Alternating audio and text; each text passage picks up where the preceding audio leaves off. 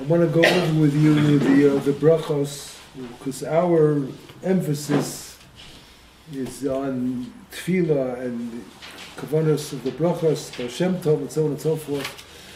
So I want to do that first, because we still have most of Chanukah ahead of us. We did it one time last week. I don't know if that was enough. So we'll go over it one more time today, and then the rest of the time we'll fill in with other interesting things. We'll get to Chanukah too. Everybody have the sheet. If you don't have the sheet, I have another sheet for you. Huh? All right, I'll be happy to give you one. Yeah, me too.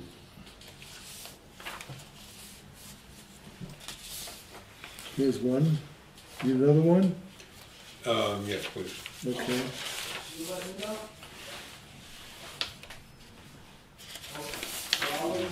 Thank you.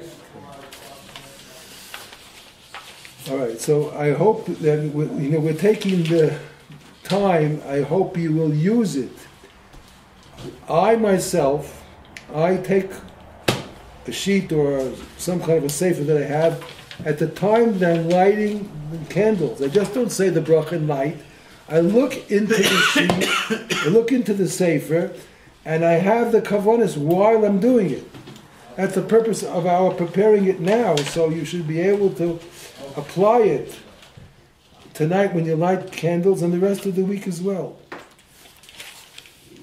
So let's just look at the top of the page one more time.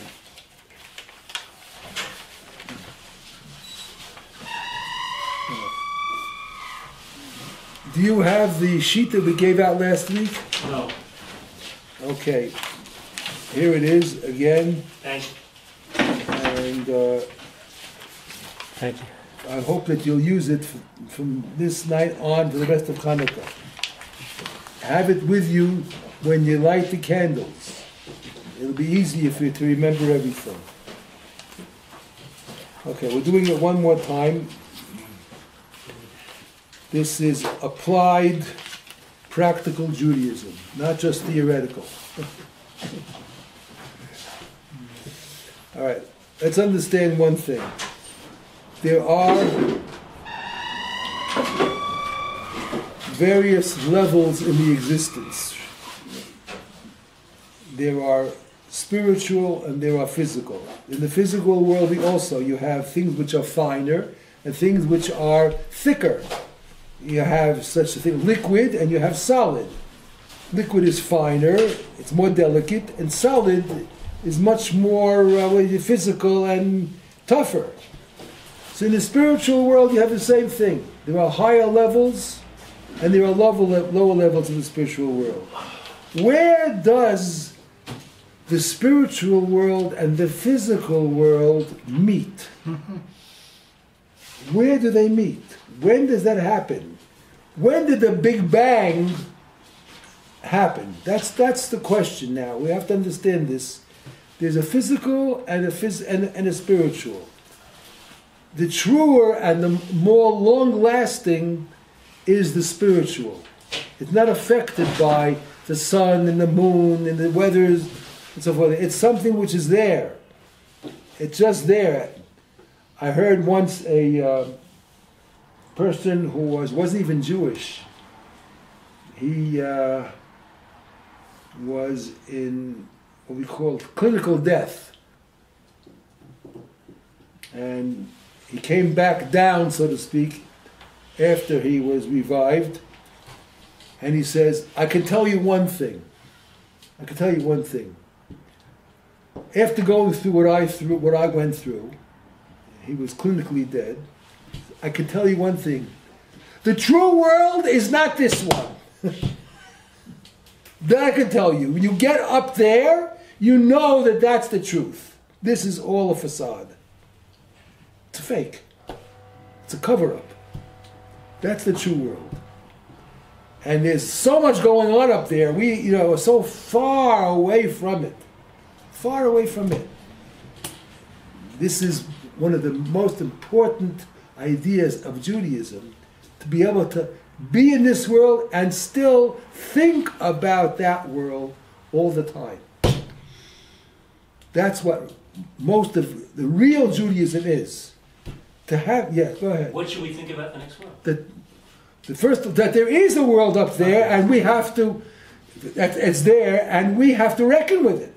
Not just to think about it. I only have to think about it after I pass through this world, then I go there. No. It's a constant. You have to have it always in your applied way you act in this world. You have to be thinking about it all the time. It's there. It has an effect. It's not only something you go to afterwards. It's only called Olam Haba only in relation to right now I'm here and then I'm going to be fully there. But it's there all the time. Okay. But the opposite is true, and I dare say more important. Well, obviously it's more important. If that's the real truth, obviously it's more important. No, but I'm saying that Christians live for the next world. So so do we. I mean, their ideology comes from us. I understand that, but we do things in this world. We're very focused on this world. It's correct. That's exactly what I said before. We do things in this world, but we have to always keep in mind that what's the reason we're doing it? Not for the end of the end is not this world itself. I'm not doing it for the end here. I'm doing it for there. That's what I'm really doing it for. And that's what all Chanukah is about, by the way. That's what all Chanukah is about. What I mean all Chanukah is about, I'll tell you one thing. In this sheet, what we're going to talk about in a minute, what are we trying to do? We're trying to bring from that world into this world. Yes, that's what I'm saying. That's what we're trying to do. Christians, yes. We're trying to bring, we're trying to bring the ore from there down to here. That's what we're trying to do. So these kavanos are very, very important. We're going over the kavanos that we spoke about last week, a review again, because we still have most of Chanukah still in front of us. Do you have a sheet that we gave out last time? I didn't bring it. You didn't get it. All right. I think I have one last one I could give you. Yes, I do. Here. And the hope is that you will take it home and use it tonight when you light the candles. Not just keep it, for the shear and that's it. It's here for application. Okay. So we were saying in the true world, the real world, which we don't see, but we know is there. How do we know it's there? Because we have people who have come back from there. Like the case, right before you walked in, I spoke about a person who was clinically dead, and he came back and he was reporting what went on with him when he was dead. Those few minutes, whatever it is, how long he was, and he said, I'm repeating it for you because everybody heard it. He said, one thing I can tell you is, you know for sure that this is not the real world. The real world is up there. That was coming from a non-Jew. From a non-Jew. So, because, up there, there's no such thing as Jews and non-Jews. Everyone's all together. It's all a big spiritual melting pot up there. Now, we hear of non-Jews having these experiences. Do you know of a Jew that has had such an experience? I can't think right now. There must be cases where people had clinical death. I just saw this in a video. So yeah, we all heard about it. We listened to them, but it's always the non-Jew. It seems that's been my experience of it. I don't know. Because you would think a Jew might have a somewhat different experience. I don't know. All right. So our teachers, our rabbis, try to give names to the various levels that exist in the spiritual world. If you take a look on your sheet, you'll see on the top right side, you have right underneath each other, Atzilus, Bria, and Yetzirah. And then underneath the circled one is Asiya. Atzilus, Bria, Yetzira, and Asiya. This is what our teachers have taught us. These are the names of the various levels, 4 levels that exist in the world. The 3 top ones are totally spiritual. And the last one, Asiya, it comes from the word to do. It's there for a reason, because that is the place where there's a switch. In the lowest part of Asiya, there's a switch from the spiritual to the physical. That's where the Big Bang took place, in that lowest level. Now, what we're trying to do, as we said before, is when we light the menorah, we're supposed to think of our hand with the match or the candle that we're holding with the light. We want to bring something which is as close as possible that we can think of, which is a representative of that world, the ore. We want to bring that ore down to our world, and we light a physical candle. That's what we're trying to do. And we want it not only come to the candle, we want it to come to the world and to us. And this is important to think. I want the ore from the upper worlds to come down to this world and to me. I want to be enlightened with that spiritual existence. I want to have an effect on me too. Now, this ore, what's the name of this ore? The name of this ore is Or HaGanuz. This is an ore that existed in full-blown form when Adam HaRishon was created. You hear this, Rabbosai? When Adam HaRishon was created, when Hashem created the world and Adam HaRishon, he experienced this state of spirituality which was so thick. In the physical world, you experience the spiritual. We don't experience it. We aren't able to experience it. But Adam HaRishon experienced it. What did it give him? What was the benefit of that ore? The benefit of that ore was he was not at all bound by time. Adam HaRishon was in his mind able to know everything that was going on in the world from beginning to the end. That ore is boundless. It's absent of all bounds. It gave him full understanding and full vision of everything that was supposed to happen in the world. Once he made a mistake and he ate, he lost it. He ate from the tree, he lost it. How long was that light available? That light was available for 36 hours. 36 hours. Now, there's a big question of which 36 hours it was. The most common opinion is when Adam HaRishon was created was on Yom Shishi, Friday, by day. There was 12 hours of daylight. And then Shabbos, 24 hours of Shabbos. 24 and 12 is 36. So, for 36 hours, that ore existed. Motzei Shabbos, gone. Motzei Shabbos, gone. That's one opinion. There's another opinion that it was for 3 days, I think it was Friday and Shabbos, or 3 days, 12 hours each. I don't know which of the 3. Friday and Shabbos by day. I don't know which was the 3rd day. I don't remember. But there was another opinion that it was not at night, a 24-hour period, but it was 3 times 12. 12 times 3 is 36. And then there was a third opinion was that it existed and it was taken away and came back again. Okay, but anyway, there were 36 hours that this Or HaGanuz existed. And if you want to understand a little bit of what it means, compare yourself to a baby. Compare yourself to a baby. A baby is born a few months old, a year old.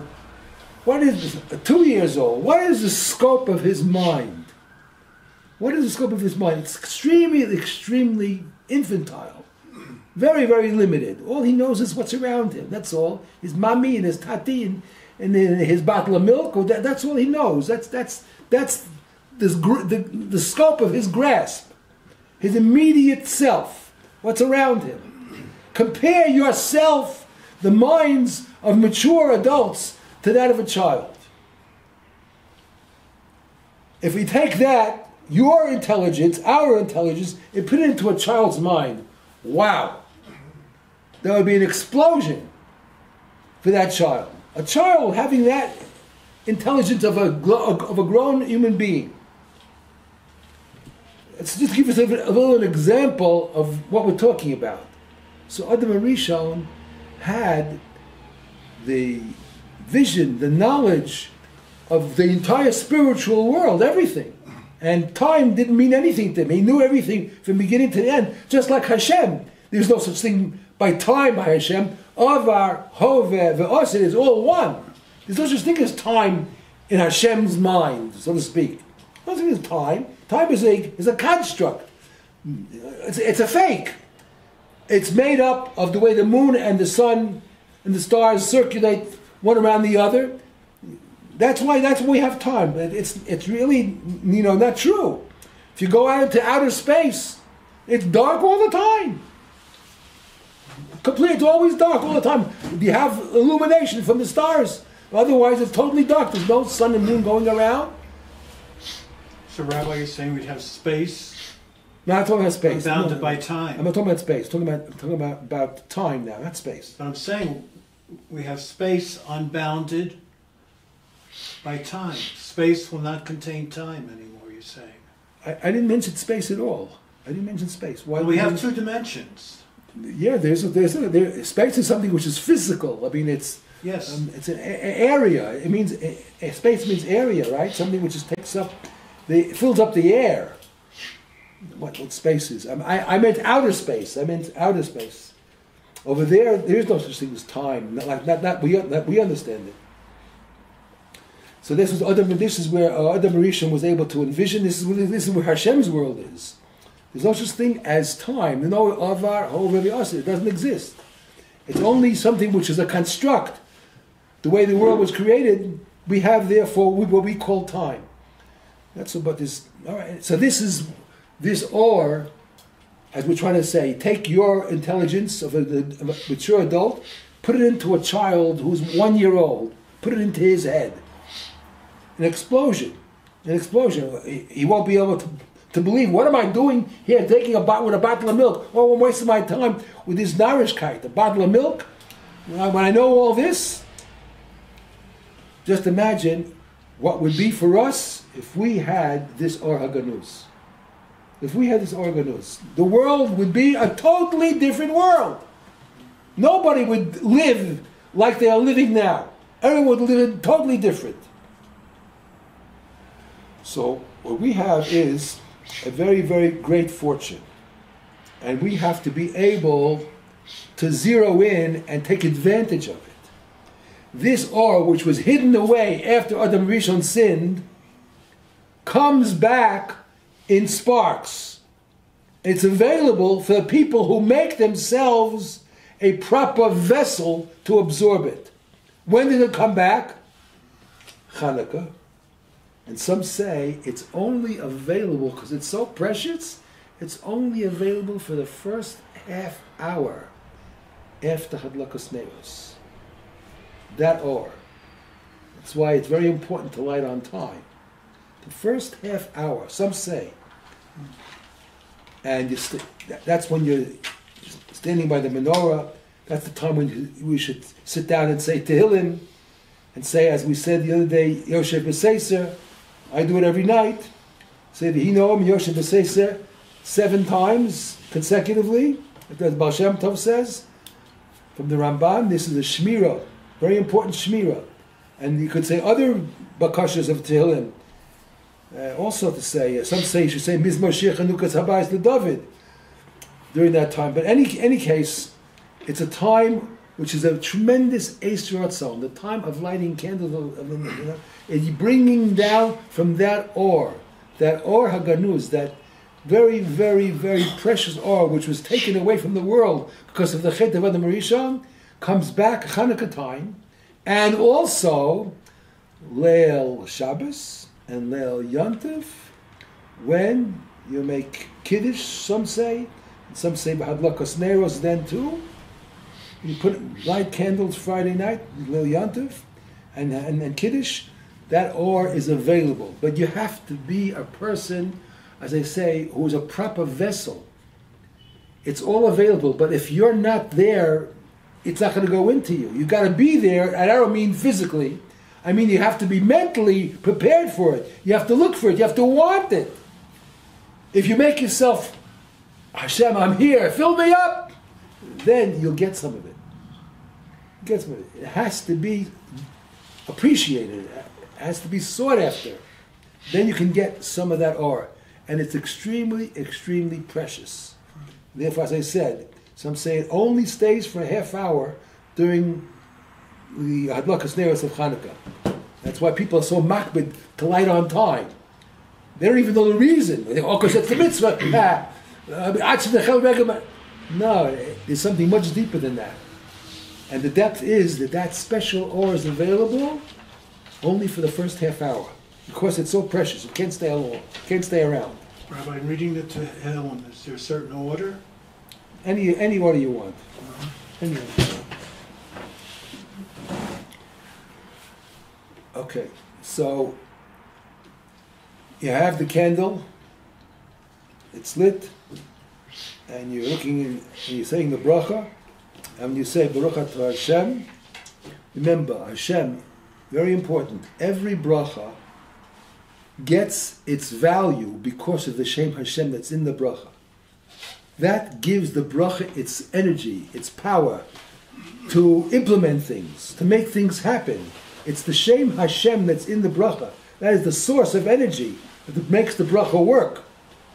So you say Baruch Atah Hashem, and thinking Yud Kei Vav Kei, right? O Yehovah V'yir, Keinu Melech Olam, Asher Kedeshanu B'mitzvosav Zivanu Lihadlik. Now, this lahadlik, you have to stop or draw out the word lahadlik. Lihadlik. And what are you thinking about when you're doing that? Look at the sheet in front of you. The sheet in front of you at the top of the page. Lahadlik, the Atzilus, the Bria, and Yitzira.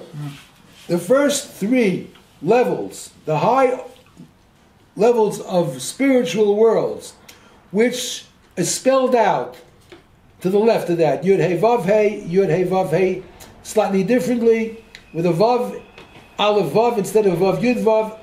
And the last one is Yud Hey Vav Hey, as it's spelled out there. They all equal a certain amount of numbers, 72, 63, 45 respectively. You want to bring down those energies. If you add that all up, 72, 63, and 45, it comes out to 180. That is exactly the gematria of Lihadlik at the very end. And it's not a coincidence. It's not a coincidence. It's there to remind you that this 180 means the gematria of the letters plus the word itself is 180 equals the three levels that we're trying to bring down, which has the or haganuz, the hidden or. We want to bring down sparks of it. Where? To the last level, to Asiya, which is circled on the bottom. And we are in that Asiya. That's where this world is. That's where we are. We want to bring down that or to the world of Asiya, which we're in, and we want to have Hashem to fill us up with it. We want to have the benefit. We want to be able to see things, to understand things, to appreciate things. So that is the bracha, the first bracha. The first bracha, the first part of the first bracha, lahadlik. Now, you're enlightening. What are you enlightening? Lahadlik. The next word is ner. Ner. Now, underneath that, ner, you see, under the bracha, it says ner equals 250. The ratio is 200 and the nun is 50. 250. Now, the 250 is spelled out for you in Shemos. To the left of that, Yud Hey Vav Hey, Aleph Hey Yud Hey. Havaya Ekye, Havaya Elokim, Havaya Adni. They all added up equal to 250. And there are 25 letters there. So we're taking this word Ner and we are, so to speak, impregnating it and making it fully developed. Here's a cloud. Here's a cloud. The energy. The energy we brought down gives the Ner its full impact. It's not just condensed, it's impact. I just want to give you an example of what I mean. Not long ago, we had Yud Tes Kislev. That was what's called the Rosh Hashanah of Hasidus. What happened on Yud Tes Kislev? We had a big festival. Yud Tes Kislev, the Baal Tanya, the first Lubavitcher Rebbe, was freed from prison. Freed in prison. So I heard in Chabad, when I davened in Chabad, a different Chabad on Friday night, the Rav who was giving the drasha there said the people who looked at the writings of the Rebbe before imprisonment and after imprisonment, says it's two different worlds. Before the imprisonment, his writings were very concise, short, and very, very, fully packed, but you had to really work on it to really understand it. After he was released from prison, his writings were more expanded, more lengthy, more explanative. It was a new world. It was expanded. The truth was there beforehand too, but it was very condensed. It was in a capsule. Afterwards, the capsule was opened up, and all the Hasidus was spelled out for everybody to be able to understand it and available. So he says that is the difference between, you take the word Ner, 2 letters, which contains all the energy, but it's very, very condensed. And then you take the word Ner and you expand it as it's on the paper. And it has all of these elements to it. Havaya Ekya, Havaya Elokim, Havaya Adni. That's the word, same Ner, expanded, and now more appreciated, and it's more, let's call it active. There are 25 letters there.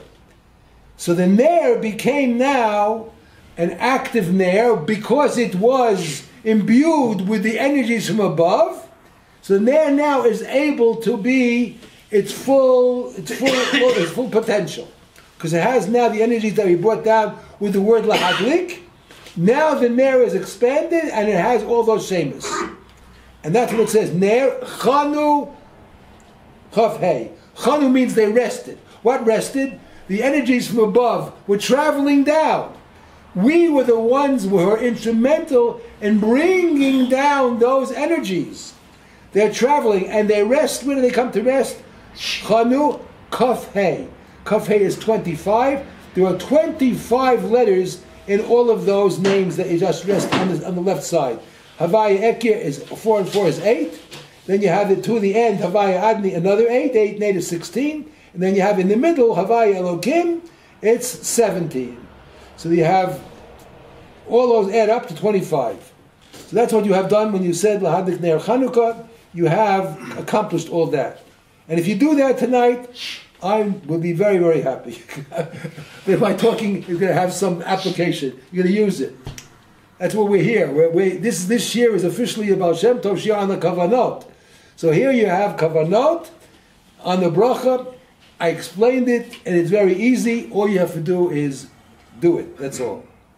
Just do it. Let's do it. It's not difficult. If you prepare yourself beforehand, go over it, look at the sheet, know what you want to do, and you'll be able to do it. If you have any questions, please call me up. My telephone number is on the top left side of the sheet. Top left, but don't call me up at the time of the middle of Hadlakas Neros. Call me up earlier in the afternoon when you're going over it. Not in Hadlakas Neros. I'm busy that time. I don't. Okay. All right. Then another siman of Lahadlik Ner Chanukah. If you underneath that, you see the Lamed and the Nun and the Ches are underlined. Lamed, Nun, Ches. that is the 3 letters to the letter of that nachal. A nachal is a stream. We are inaugurating, we are originating a stream, a flow of energy from above to below. Okay, that's l'habit ner Chanukah. Nachal. Nachal. That word nachal, nun ches lamed, has also another association. When we say the Yud Gimel Midos of Rachamim, Hashem Hashem Keo Racham Chanun, one of them is Notzer Chesed La'alofim. Notzer Chesed La'alofim. Again, Nachal. Nun Ches Lamed. Okay, that's the first bracha. The second bracha is She'asa Nisim. Now, this is something which we always have to keep in mind.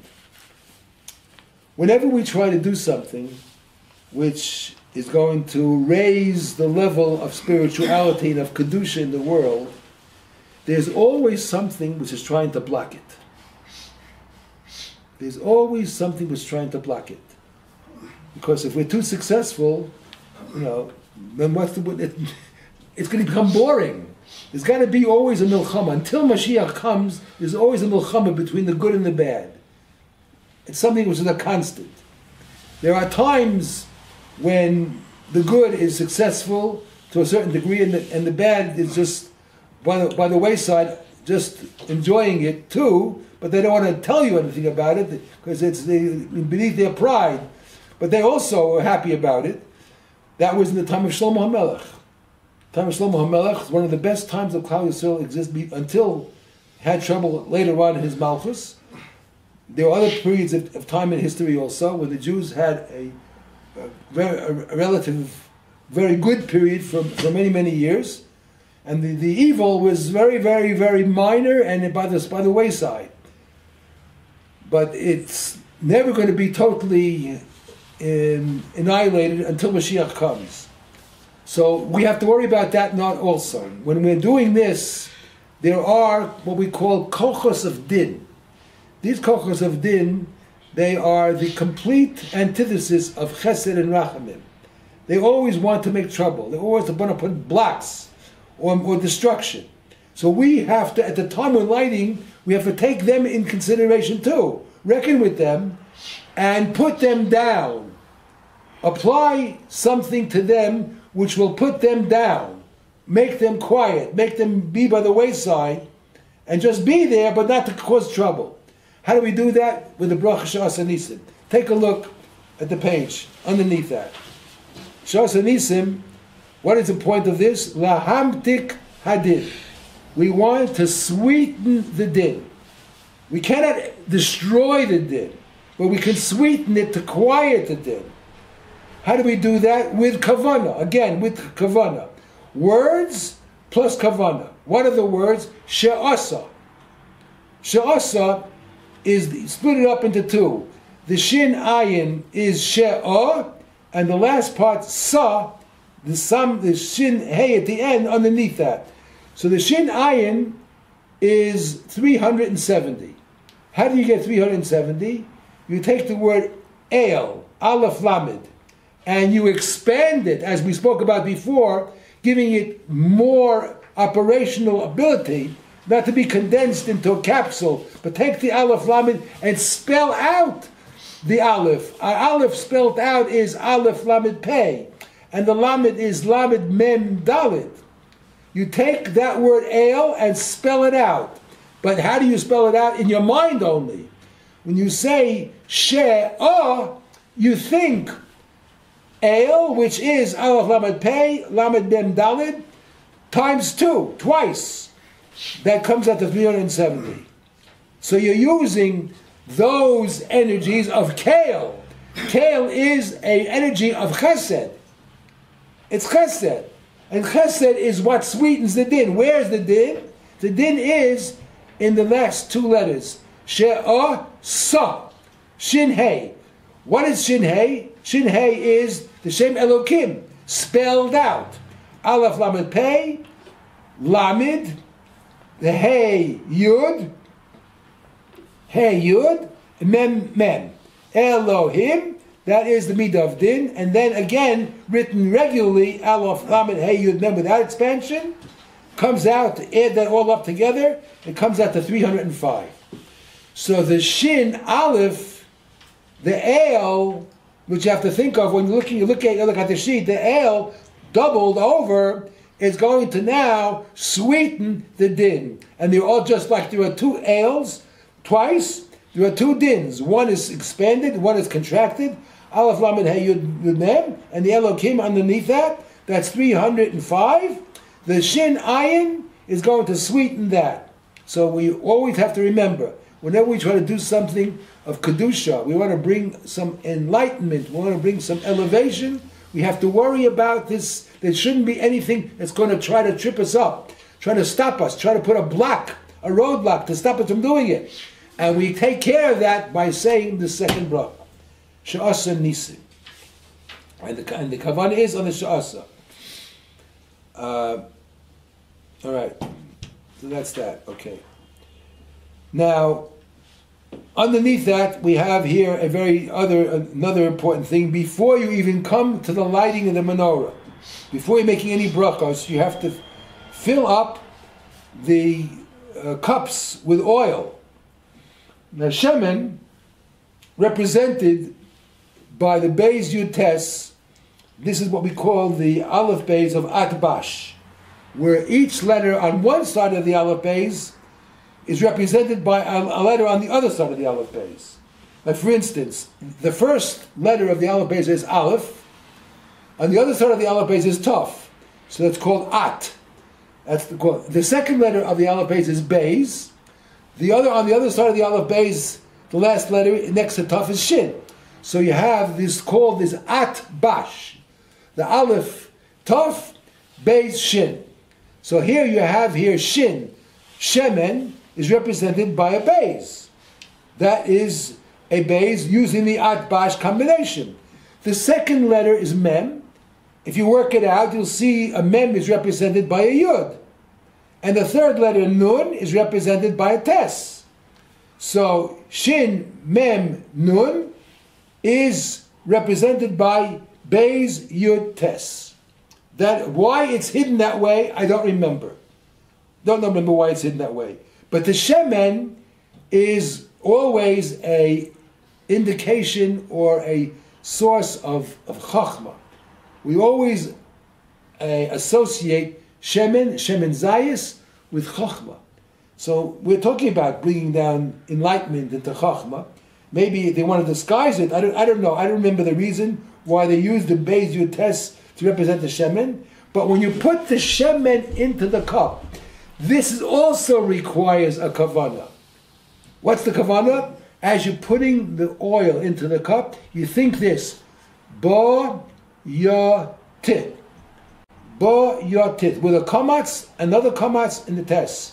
That is an indication of bringing down the light from the highest level, from where the Beis is, with the kamatz, to another one where the yud is, and finally to the tes, that is the lowest level. It rests there.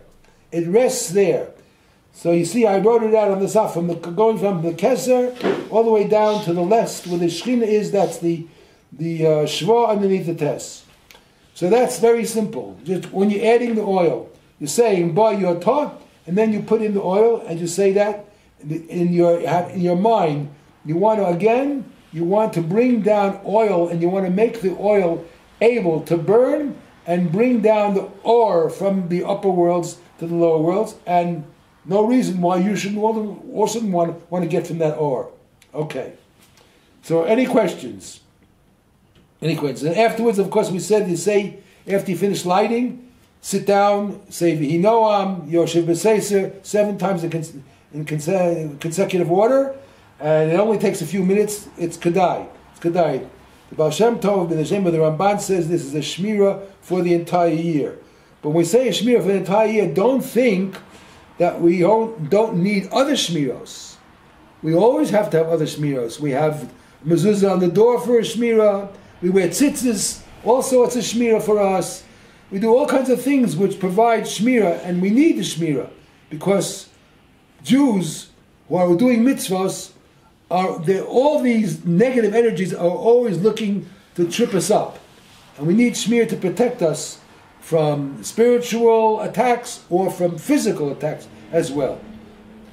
There's, by the way, right now in Eretz Yisrael, a shortage of tzitzis. Very difficult to go and buy a bag of tzitzis in the store, I was told. Of course, there's tremendous amount of requests from the army. Non-religious soldiers are requesting tzitzis. He's helping make them. I was told also very difficult to get tefillin. Tefillin. There's a backup now because a bigger request for tefillin too. There's a big hisorus going on in Eretz Yisrael today. I don't like to say this because who am I to make these cheshbonos? But just think back for a moment. Many people said that it wouldn't have been for the Shoah, we wouldn't be in Eretz Yisrael where we are today, in the position that we are today. The big Aliyah to Eretz Yisrael happened when? After the Shoah. And look what we had to sacrifice. 6 million Jews. 6 million Jews gave their lives for Eretz Yisrael. And now, so far, they'd say it's, unfortunately, the number of casualties is climbing. Just over Shabbos, there was another 5 who they were nifter. Maybe this is something along those lines. All the new tzitzis that are being ordered, all the tefillin are being ordered, an aliyah in Ruchnius. People are starting to take on Shabbos as a result of this. Leftists who are totally anti.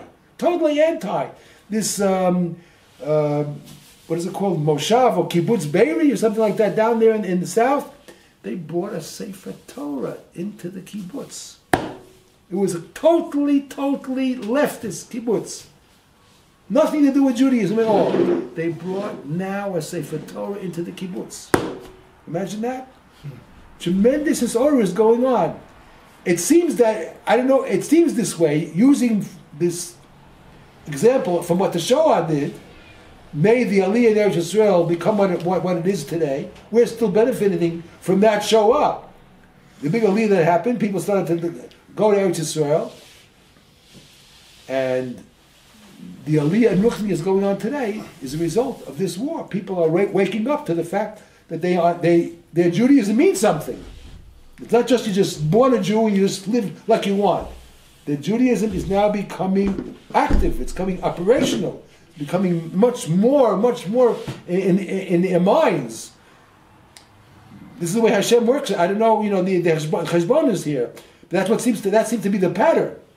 So anyway, we who are Baruch Hashem already, in the fold, we have to try to make as much, use of this ore that's coming down, and try to spread it to others also. Talk nicely to others, show them what's going on all over the country. You never know how it can be mashpia. One word you say to somebody, it can really turn them on. Okay. I want to talk about one more point. What time is it? We have a few minutes left. Okay. There were 2 Yom Tovim that the Rabbanim created. All the Yom Tovim we have are all in the Torah. Pesach, Shavuos, Sukkot, Rosh Hashanah, Yom Kippur, they're all Doraisa, in the Torah. Hashem gave it to us. We have 2 Yom Tovim Midrabanan. They were created by Chazal, and they are Purim and Chanukah. 2 Yom Tovim. So, each one has a specific emphasis. The Ramchal says that the emphasis of Purim is on Simcha. The emphasis of Chanukah is on Hoda'ah, on thanks, on gratitude. That's what now it's very, very interesting. Very interesting. In historical perspective, Purim happened first. It was between the first and second Beis Hamikdash. Purim.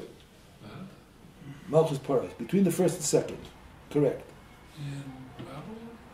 In Persia, yeah. Iran, Persia. Achashverosh, Melech Paras. Chanukah happened later on during the time of the second Beis Hamikdash. Later on in history. But in the calendar year, what comes first? After Rosh Hashanah Yom Kippur, first comes Chanukah. Purim comes later, in Adar. So, the understanding that I have of it is, Purim, why do we celebrate Purim?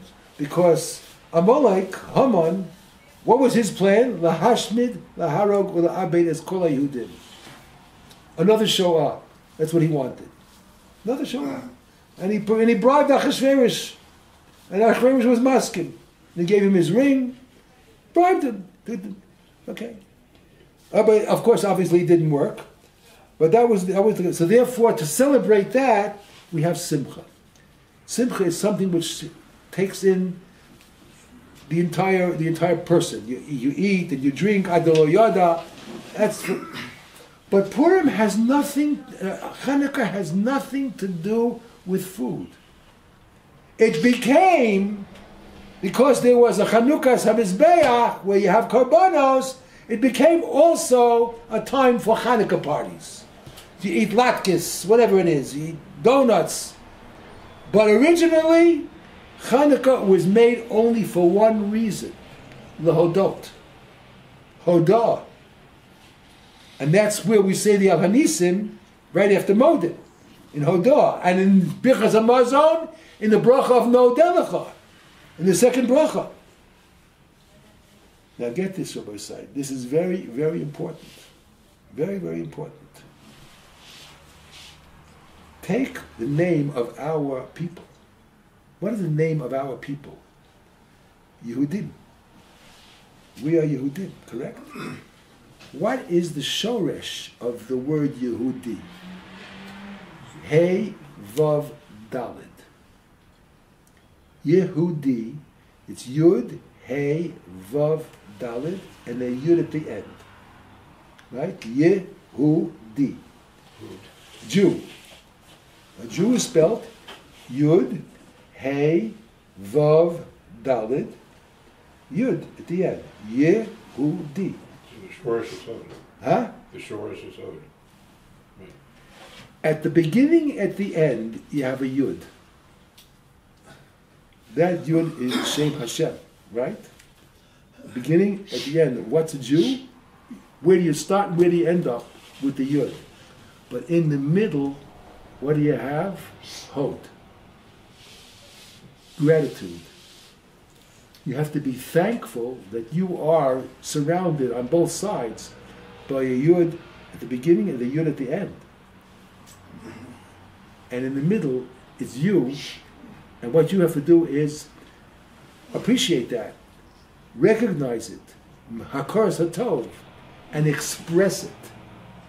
Hod means to be gracious, to express the gratitude. That's what hodah is. That is the essence of a Jew. The very essence of a Jew. It's the shorish, it's the middle, it's the main part of the word of Yehudi, to be grateful. The main part of the word is Hey Vav Dalet. The Yud don't even belong to us. That's from Hashem. That's attached. But the main part of the word of a Jew is Hey Vav Dalet in the middle. It's amazing. That is the essence of a Jew. To be grateful, to be makir tov, to appreciate the good. That's absolutely amazing. And therefore, when you have food, when does food come into it? This is something which is totally, totally emotional, and it's mental. Food doesn't come into that. Food just disturbs you. It takes you away from the kavanas. All you have to do is just be expressing it. Be thankful, be thankful. Thank God. The first thing you do in the morning, even you open up your eyes, but you know you're awake, but you didn't open your eyes up. You don't even have to wash your hands. You don't have to make any brachas. The first thing you have to say is Modeh ani lefanecha. The first thing, you have to express your gratitude that you were able to wake up in the morning. You start off your living day by Hodah, by being a Jew. That's what a Jew is. A Jew is always aware of his purpose. His purpose in life is always to thank God. That's what your purpose is. That's what the essence of Judaism is. It's an amazing thought. It's an amazing thought. And it's not something which should only be localized to God. You have to have this practice of all the time. You have to practice all the time. Everything that is given to you in your life comes from God. Maybe many shlichim. Of course, you're not going to expect God to come down to you and hand it to you personally. So he sends his messengers. He sends you a friend, he sends you a child, he sends you a woman. Somebody's going to give you something. Okay. You have to say thank you.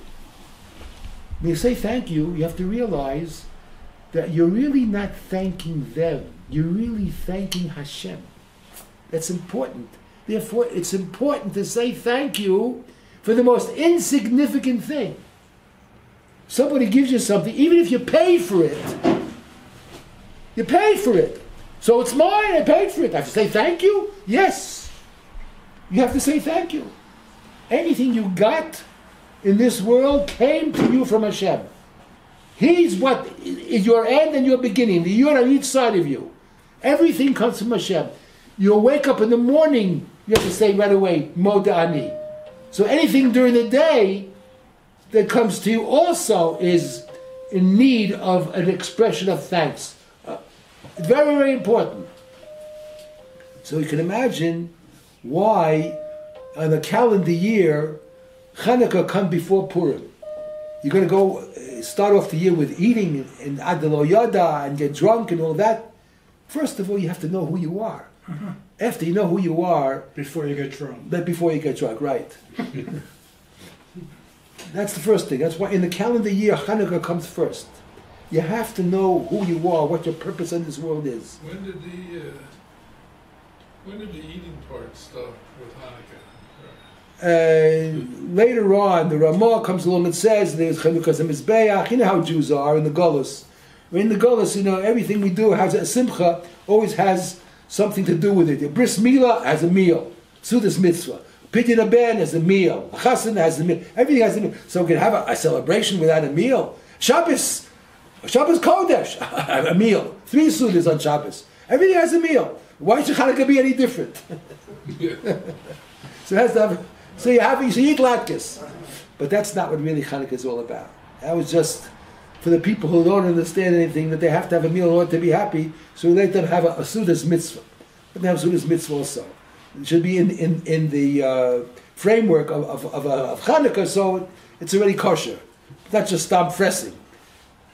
But the essence of Hanukkah is what the essence of a Jew is.